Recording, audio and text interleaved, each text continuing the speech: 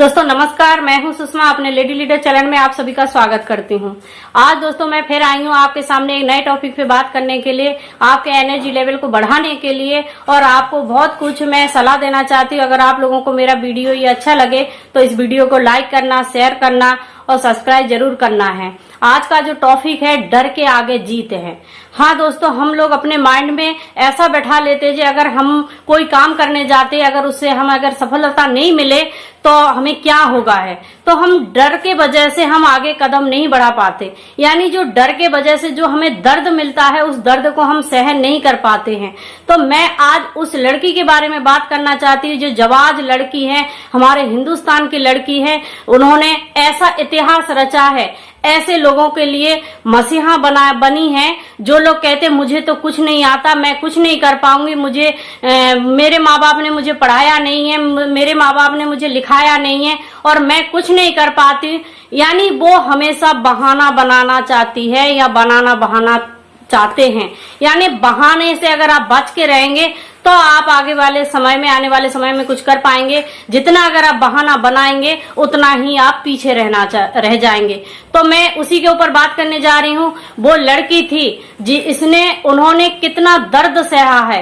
वो लड़की जा रही थी दिल्ली से लखनऊ के लिए जा रही थी। वैसे वो चैंपियन भी थी, वॉलीबॉल में बहुत नाम कमाया था। एक दिन की बात है, वो जब लखनऊ के लिए जा रही थी, कुछ गुंडे ने उसके ऊपर अटक कर दिया था। छीना छपटी, यानी उसके गले में एक पतली सी चेन थी। उस चेन के लेने के कारण छीना छपटी के बीच उस लड़की को धक्का दिया था, जो पटरी में गिर गई थी। पूरी रात उस पटरी के नीचे पड़ी थी। कम से कम 40 से 50 ट्रेन गुजरने के बाद फिर भी वो लड़की उस दर्द को सहन कर रही थी। कुछ लोगों को भी तो ये लगा था जी ये कुछ नहीं, एक मुर्दा है। तो जो छोटे छोटे चूहे होते थे ट्रैफिक में आके उसको कुतर कुतर के खा भी रही थी। फिर भी उस लड़की ने उस दर्द को सहन किया।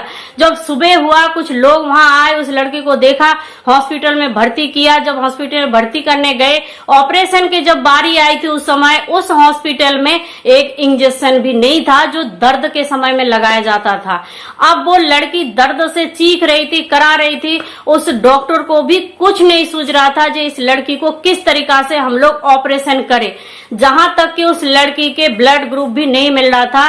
पर ये किस्मत समझो या परमात्मा की कोई माया समझो, जो उसी डॉक्टर में के किसी डॉक्टर के शरीर से वो ब्लड ग्रुप मिल गया था और वही ब्लड उस लड़की को चढ़ाया गया और बिना इंजेक्शन से उस लड़की को ऑपरेशन हुआ। ऑपरेशन के तहत उस लड़की के एक पैर कट गया और पैर कटने के बाद वो लड़की 4 दिन तक गैर होश पड़ी रही थी और 4 महीना बेड में रहने के बाद जब उस लड़की की आंख खुली और आंख खोलने के बाद उसके सामने एक न्यूज़पेपर पड़ा था। न्यूज़पेपर में उस लड़की ने जब देखी कि क्या है कि अरुणिमा सिन्हा सुसाइड के कारण वो ट्रेन से कूद गई थी।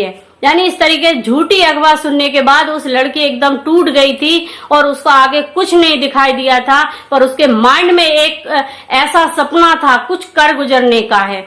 पर वो जब 4 महीने बाद थोड़ी बहुत वो ठीक हुई, फिर वो सीधे अपने घर जाने के बजाय वो कहाँ पहुंची, वो नेपाल पहुंची। जो नछेंद्री पाल नाम के एक लेडीज थी जो माउंटेन एवरेस्ट हासिल करती थी, लोगों को ट्रेनिंग देती थी। वो लड़की उसके पास पहुंची, उसको जाके बोली, मैम मुझे एवरेस्ट फतेह करना है। पहली बार तो उस महिला को कुछ समझ में नहीं आया, ये लड़की बोल क्या रही है, ये लड़की करेगी क्या है। ये लड़की जिसके पैर नहीं है, वो विकलांग हो चुकी है, पर ये कैसे करेगी। पर वो लड़की जब रिक्वेस्ट कर रही थी, बार बार बता रही थी, नहीं मैम मैं करके दिखा पाऊंगी, मुझे बहुत कुछ करना है, मुझे इतिहास रचना है, मुझे आगे बढ़ना है। तब उस मैम ने पहली बार उसके ऊपर विश्वास किया, जो रिश्तेदारों ने नहीं किया, पूरे फैमिली ने नहीं किया और बाकी के दुनिया के लोगों ने नहीं किया, पर उस मैम ने उस पर विश्वास किया है। बोले अगर तू अपने माइंड से जीत गई है, बस तुझे दुनिया को दिखाना है। क्यों, तू पैर से विकलांग है पर मानसिकता से विकलांग नहीं है। तुझे कुछ करके दिखाना है तो मैं तेरे साथ हूँ। जब वो लड़की पहली बार फील्ड में उतरी है, जब उसके ट्रेनिंग के लिए गई है और उसको नकली पैर लगा के वो जब ऊपर चढ़ने लगी तो उसके पैर से खून बहने लगा। इतना खून है जो पूरे जो सड़क थे, रास्ते थे, खून से रेड रेड हो रहा था, पर फिर भी वो उस दर्द को उसने सहन किया। उसने सोचा मुझे कुछ करके दिखाना है, अगर मैं आज नहीं कुछ कर पाती हूँ तो मैं आने वाले समय में जीवन में कभी नहीं कुछ कर पाऊंगी।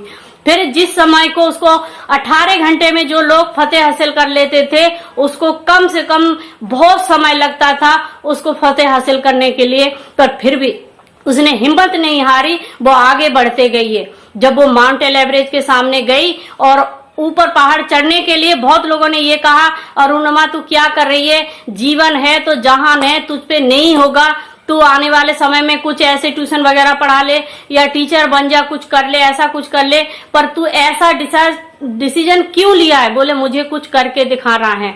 तो वो लड़की जो लोग मान लो 4-5 दिन में कर लेते थे, उस लड़की को कम से कम 8 दिन भी लगा था, पर वो माउंट एवरेस्ट में पहुंच गई। और पहुंचने के बाद उन्होंने पहली बार उसमें हरी झंडी दिखाई। वैसे तो आम लोग कहते हैं ऊपर से आसमान बहुत अच्छा दिखता है, नीला दिखता है, जब उसके ऊपर जाओ तब पता चलता है क्या होता है। फिर उन्होंने वीडियो बनाए, वीडियो बनाने के बाद पूरी दुनिया को भी दिखाया। दुनिया को दिखाने के बाद में वो नीचे जब उतर के आई, किसी ने विश्वास नहीं किया जो अरुणिमा जिंदा है। पर जब सबने को सोचा जो मर चुकी थी, पर वो धीरे धीरे आंख खोली, तब सबको विश्वास हुआ नहीं अरुणिमा जिंदा है। इस तरीका से उन्होंने अपने जीवन को पहले फतेह हासिल किया। और आज अगर आप अरुणिमा सिन्हा की वीडियो देखो, उसको लाइव सुनो, तो बहुत मोटिवेशन आपको मिलेगा। अगर आपको आगे कुछ करना है, आगे बढ़ना है, तो आपको अरुणिमा सिन्हा की तरह बनना है। उस दर्द को महसूस करना है, उसने दर्द सहन किया, तभी वो जीवन में आगे बढ़ी है और आज उनको दुनिया में उनके नाम की मिसाल देते हैं। तो दोस्तों, मैं आप सभी को ये कहना चाहती हूँ, क्या आप ऐसा बनना चाहती हैं? क्या आपके अंदर दर्द सहने की क्षमता है? अगर आपके अंदर दर्द सहने की क्षमता है तो आप इतिहास लिख सकते हो। जब जब लोगों के ऊपर जिस लोगों ने हंसा है, दुनिया ने जब जगह हंसा है, तभी वो इतिहास भी रचा है। तो मैं धन्यवाद देना चाहती हूँ आप सभी को। नमस्कार। अगर मेरा वीडियो अच्छा लगा है तो इसको लाइक करना, सब्सक्राइब करना। नमस्कार।